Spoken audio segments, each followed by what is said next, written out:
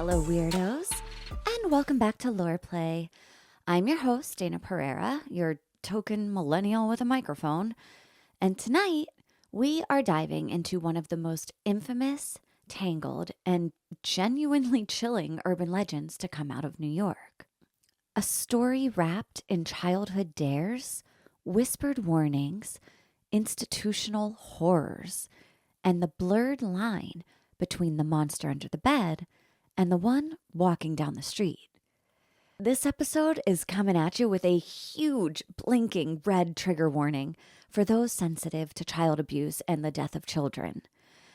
We know a lot of urban legends have to do with scaring children by telling them the boogeyman will get them, but in this case, the boogeyman actually does. Because tonight, we're talking all about Cropsey, the Staten Island boogeyman, the slasher-style kidnapper parents used to use to scare their kids into coming home before dark. The figure who supposedly lurked in the abandoned buildings of the Willowbrook State School. Waiting, watching, hunting. He's been blamed for disappearances, for nightmares, and for a whole generation's trust issues.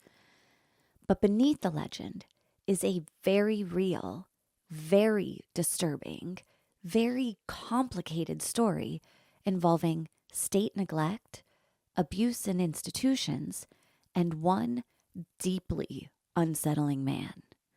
But long before Staten Island had a real man to pin the nightmare on, there was Cropsey.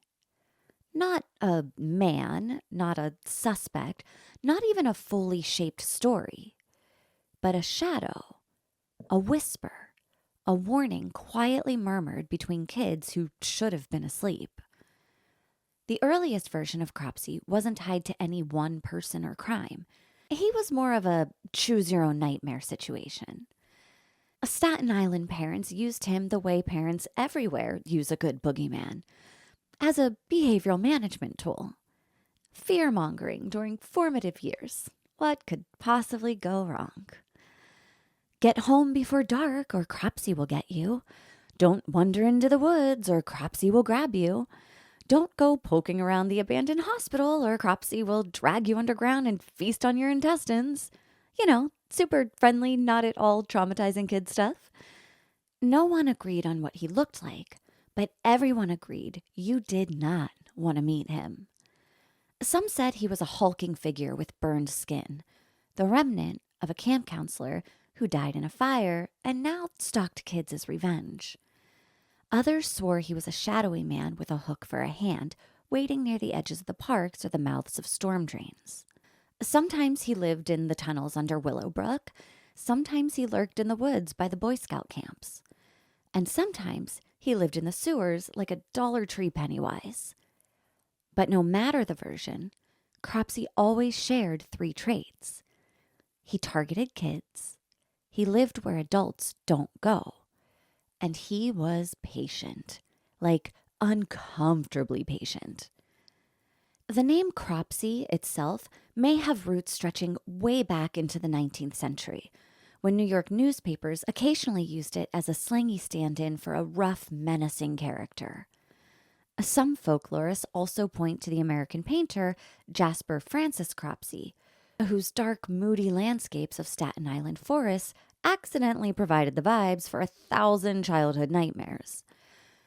As urban legends evolved, Cropsey became Staten Island's unofficial seasonal villain. Kids dared each other to say his name in the woods. Teens used him to freak out younger siblings. Summer camps turned him into a scary story mascot. Every neighborhood had a different version of the tale, but they all orbited the same idea. Cropsey was the thing that waited in the dark just beyond where you were allowed to go. He was the fear of going missing. He was the embodiment of the forest at night. He was the monster you gave shape to when something in your gut whispered, "Don't go there." And for decades, Cropsey stayed safely in the realm of make-believe. A bedtime threat, a woodland ghost story, a Staten Island inside joke that was only fun because it couldn't possibly be real. Until a real-life nightmare actually showed up, named Andre Rand. Andre's crimes and suspected crimes blur the line so much between folklore and reality that even seasoned investigators still argue about what's legend and what's fact. So let's get comfortable, turn the lights down low, and maybe check and make sure your doors are locked. Because here at Loreplay, we are all about safety first and creeping you the fuck out second. So let's slink into the shadows of Staten Island, where the line between myth and monster isn't just thin, it's emaciated. Before Cropsey became a whispered warning around sleepover campfires, or a late-night dare among kids with more confidence than brain cells, he existed as pure folklore. And Staten Island's version hit differently. And like any good spooky tale, it didn't start with a monster. It started with a place. And not just any place. A place that could haunt you even in broad daylight. And that place was Willowbrook State School. An institution that was supposed to care for children and adults with developmental disabilities, but instead became one of the most notorious hellholes in the history of American healthcare.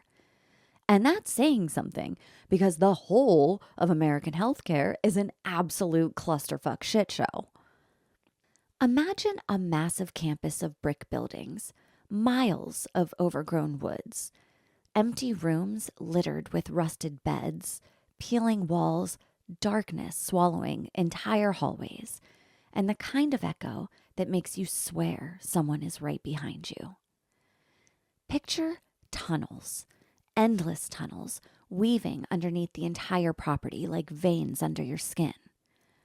If a horror director tried to design the perfect set and came up with Willowbrook, they'd be laughed at for being too on the nose. Because this place was worse than anything they could fake. And it wasn't born haunted, it was made haunted. Haunted by neglect, by suffering, by children who were supposed to be protected and instead became victims of a system that cared more about budgets and public image than actual human lives. Willowbrook didn't need a boogeyman to be horrifying. It managed that all on its own. Founded in 1947, Willowbrook State School was meant to be a state-of-the-art facility, intended as a modern, compassionate institution for the children and adults with developmental disabilities. In the brochure, I'm sure it sounded lovely. But the reality was so far from that vision, it might as well have been on another fucking universe. Within just a few years, the facility was over capacity, understaffed, and severely underfunded. Instead of a rehabilitative community, it became a warehouse, a place to stick children society didn't want to deal with.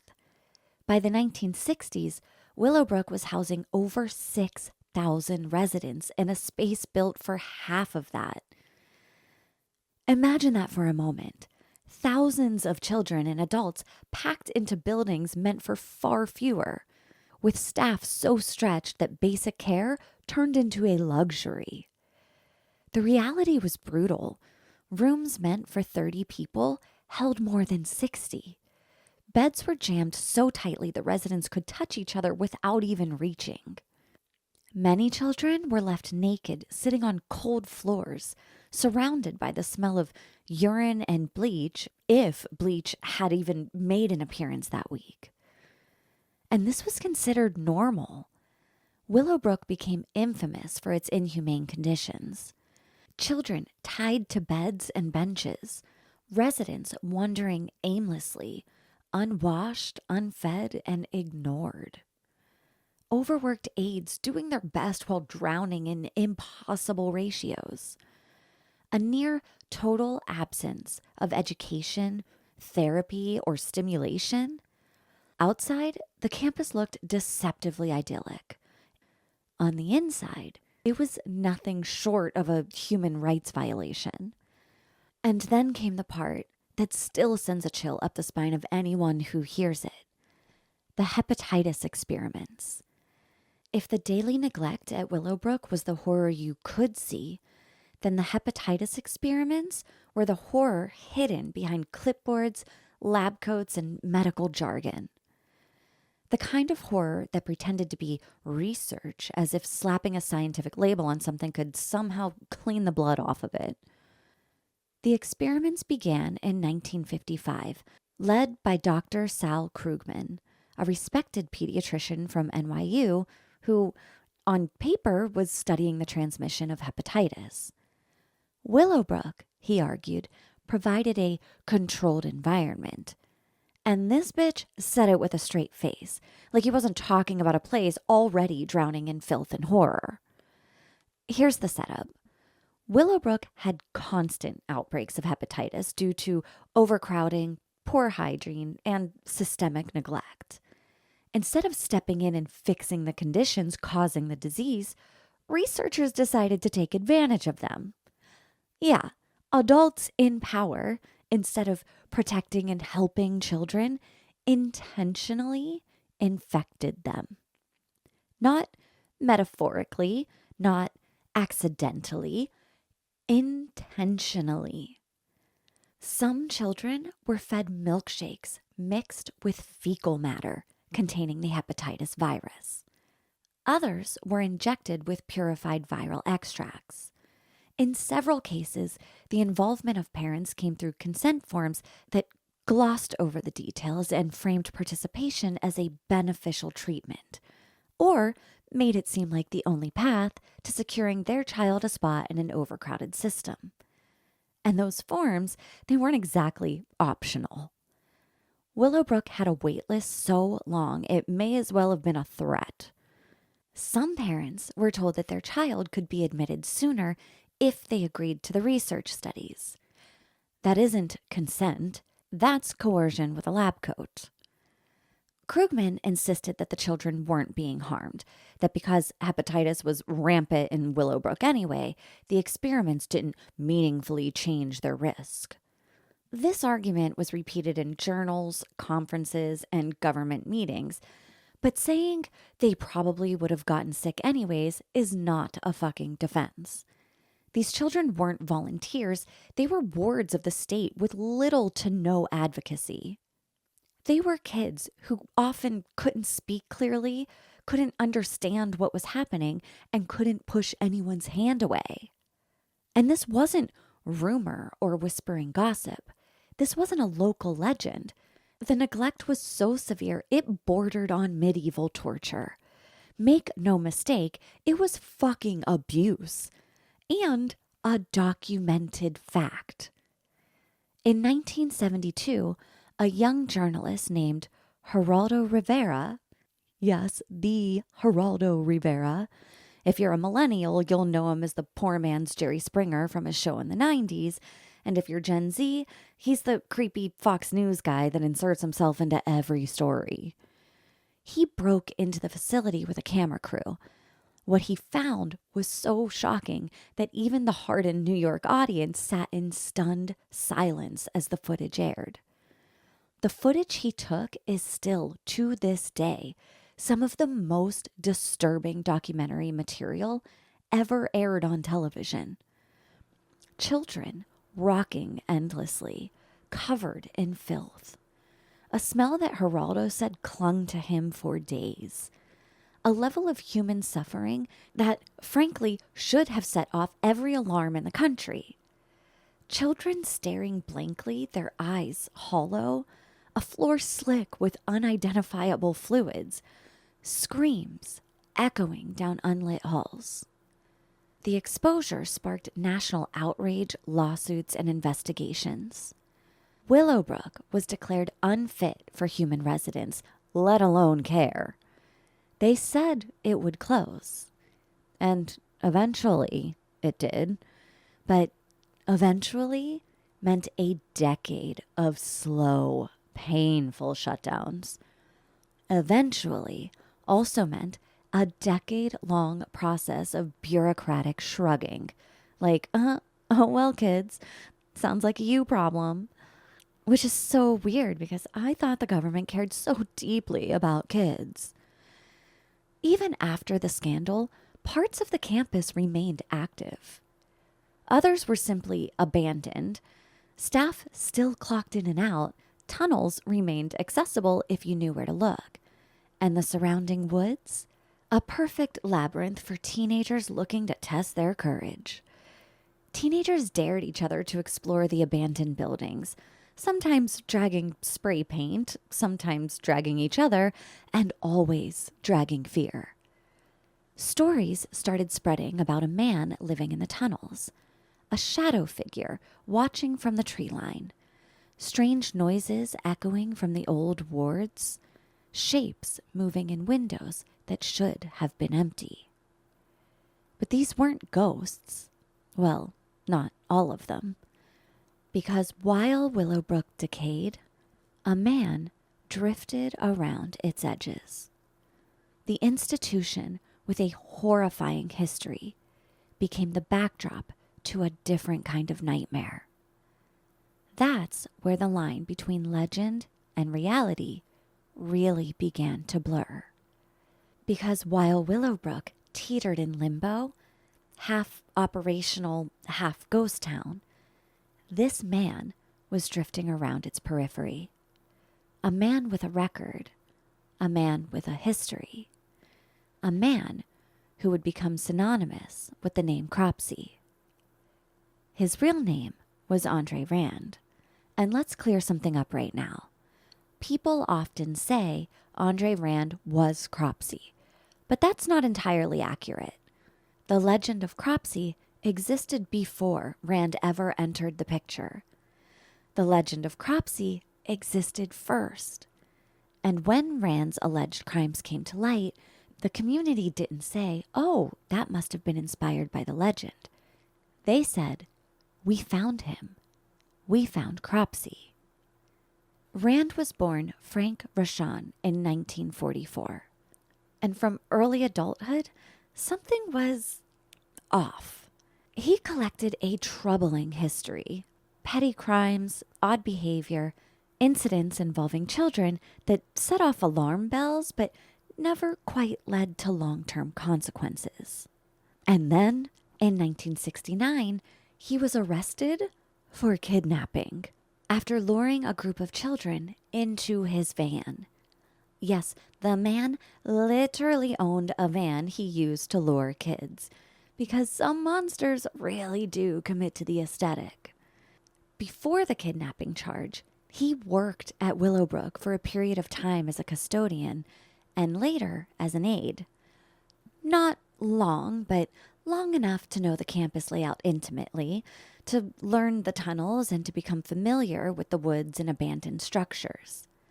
Long enough, prosecutors argued, to know exactly where to hide. He eventually became homeless, living in makeshift camps around the abandoned buildings. He was often seen wandering the area, sometimes scavenging, sometimes watching, sometimes just existing on the margins of society. You know, in the woods, in the tunnels, in the decaying buildings. And around that same time, children on Staten Island began vanishing. One by one, sudden disappearances. No clues, no bodies, just heartbreak and a growing whisper of a name that had once been harmless. Cropsey. Between 1972 and 1987, several Staten Island children went missing. Their cases were unconnected officially, but in the minds of locals, and later in documentaries and investigative reports, a pattern began to emerge. Here are the key cases associated with Rand, although he was never convicted of all of them. The first was Alice Pereira in 1972, a 5-year-old girl who vanished while playing near her apartment complex. Witnesses later recall seeing a man who resembled Rand in the area. but that wasn't proof, just something to get the whispers started. Her body was never found. Then came 7-year-old Holly Ann Hughes in 1981, last seen walking to a convenience store. Multiple witnesses saw Rand nearby.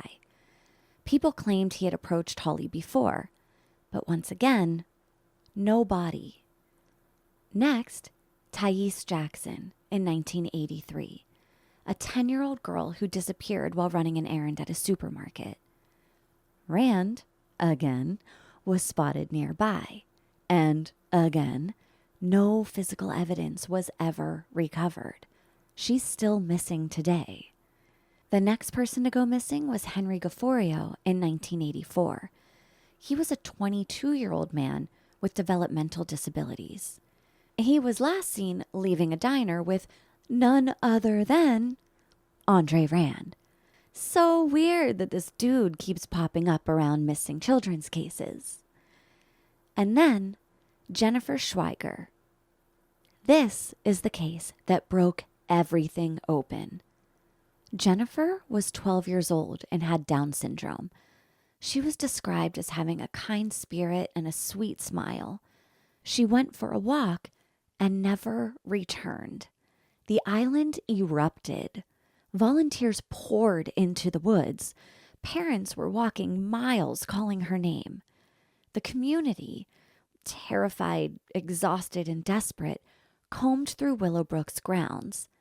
And after 35 excruciating days, a firefighter found her, buried in a shallow grave on Willowbrook's property.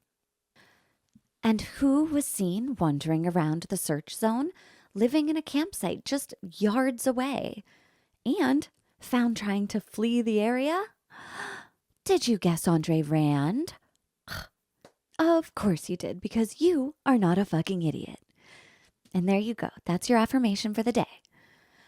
Now, Andre was arrested, tried, and convicted, though again, on circumstantial evidence. And in the public's mind, Cropsey was no longer a legend. He had a face, he had a name, and he had a prison sentence. The trouble with monsters is that once you put a face on them, the story starts to feel safer, contained, resolved. We caught him becomes a lullaby adults hum to themselves in the dark so they can sleep at night. But the truth, the messy, uncomfortable truth, rarely tucks itself into a neat little ending. And the story of Cropsey is no exception.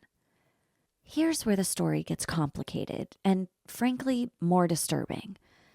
Because to this day, nobody knows how many disappearances Rand truly was responsible for. Some investigators argue he kidnapped multiple children and buried them in the Willowbrook woods. Others insist he was a scapegoat, a convenient figure with a dark past who the media latched onto. Some believe there were multiple predators operating in Staten Island at that time. Others think the story is even bigger, involving institutional mishandling, poor policing, and widespread failure to protect vulnerable children. But here's what's undeniably true. Willowbrook was a real horror.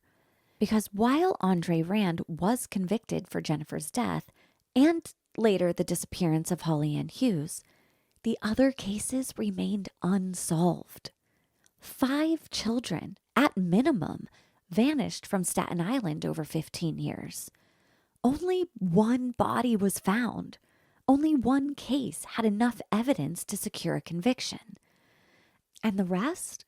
They linger in limbo, wrapped in folklore, fear, and that uneasy feeling that some stories drag their shadows behind them long after the final chapter is closed.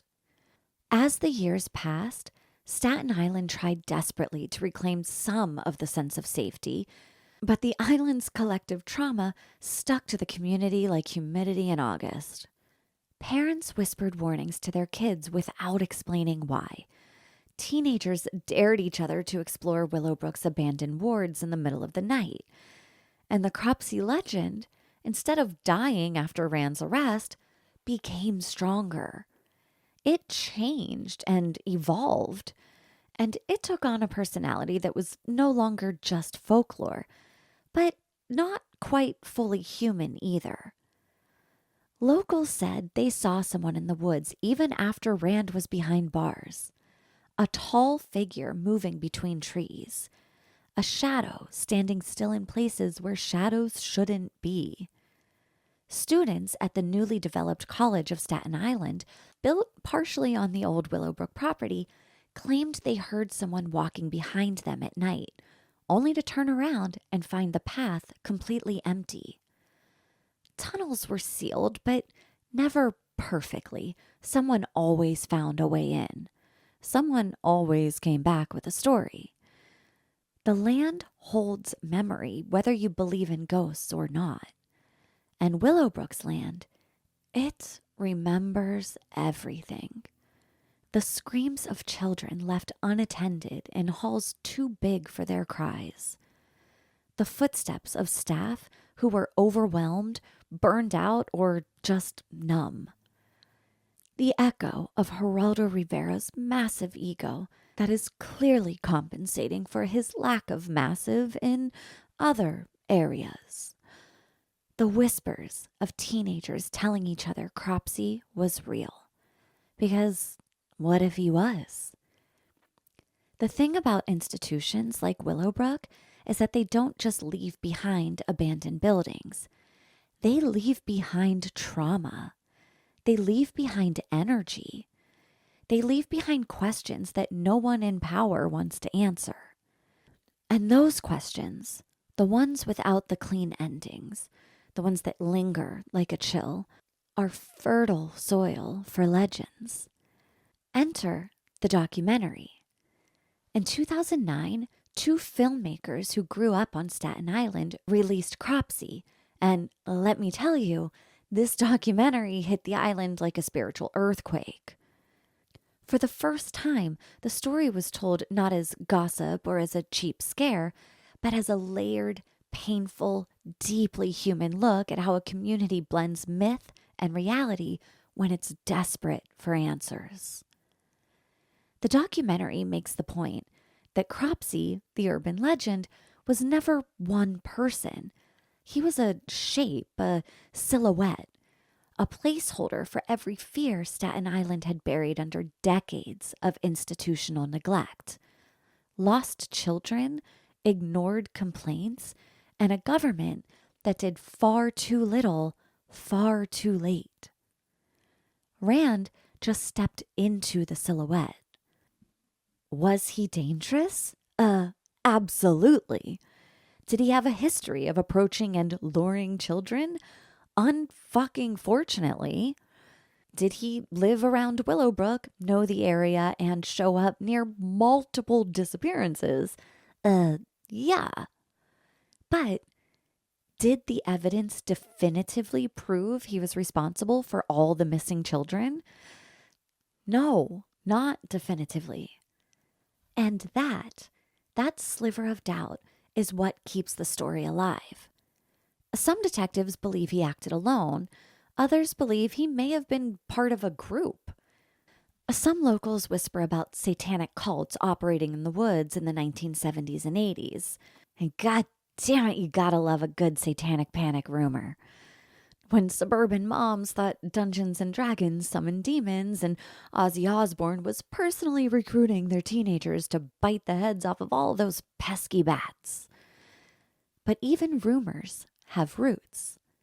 Late-night bonfires, strange gatherings in the woods, which to me sounds like high schoolers having a kegger in the woods, but okay.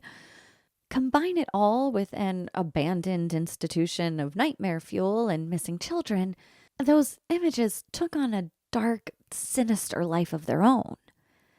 And Rand, whether he was connected to those gatherings or not, he was already the perfect monster for the public to pin it on.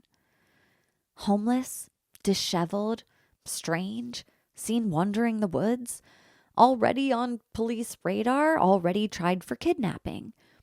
But folklore doesn't need proof. It only needs possibility. And humans, we are wired to fear the unknown way more than the confirmed. But let's pull back for a moment, because if you want to understand why Cropsey endured, why he still shows up in nightmares and ghost stories, you have to look at Willowbrook not just as a setting, but as a wound.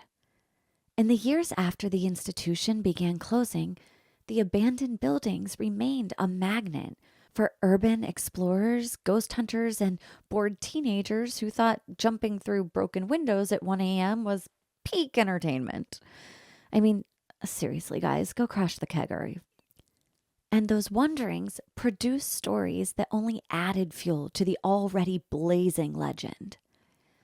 People reported hearing children crying in empty rooms, shadows that darted across hallways, cold spots that felt like someone standing too close, rooms where the temperature dropped for no reason, the sound of metal dragging against concrete, a figure, tall, gray, slow-moving, seen from the corners of their eyes, and always, always, the feeling of being watched. Even people that don't believe in ghosts walked out of there saying something is wrong with that place. And honestly, something was. This wasn't your classic Victorian asylum with Gothic arches and dramatic gargoyles. Willowbrook's horror came not from architecture, but from history. You could feel it. The trauma soaked in the walls. The echoes. The residue of suffering. Hauntings don't always require ghosts. Sometimes they just require memories that refuse to stop echoing through time. By the time the College of Staten Island was built on the property, most of the old buildings had been demolished, but a handful still stand today. The school hosts thousands of students, kids walking from class to class with backpacks, headphones, iced coffees, and absolutely no idea that they're stepping over land that once held some of the darkest stories in New York history. But ask around, and you'll still hear it.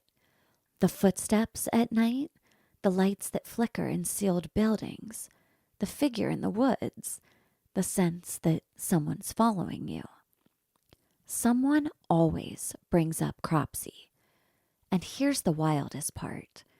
Even today, long after Rand has aged into an elderly man behind bars, even after the buildings have been torn down, even after the legend should have dissolved with time, people still believe he's out there. Not Rand, Cropsey. Because the legend was never about one man. It was about fear. Fear of losing a child. Fear of institutions failing the vulnerable. Fear of what hides in the dark corners of a community. Fear of the unknown. And that kind of fear doesn't disappear. It adapts. It lingers in the jokes middle schoolers tell each other at sleepovers. It lives in the warnings parents still give their kids about wandering too far. It thrives in TikTok videos filmed at abandoned locations. And it breathes in the tunnels sealed off under the college grounds. The really unsettling truth? Every community has a Cropsey. Every town has a legend, and every neighborhood has a story parents whisper to keep their kids safe. Every place has a monster shaped by its fear. Staten Island just happened to have one with a name and a body count and a real-life counterpart lurking in the woods of a failed institution. So as you turn off this episode, lock your doors, kiss your babies if you have them, and maybe give the shadows outside your window a second look. Not because Cropsey is out there with a hook for a hand, but because the real monsters are usually a lot more boring and a hell of a lot more dangerous. negligence, apathy, and the people who look away. If this story made you feel uncomfortable or squirmish, one, good. Congratulations, you're not a psychopath. And two, make sure you're subscribed. Maybe leave a 5-star review so Algorithm Daddy'll have some mercy on me. And feel free to share this episode with the one friend who would absolutely go exploring in abandoned tunnels at midnight. And until next time, remember, just because it's carrying a clipboard or is in a position of power doesn't mean it should be trusted.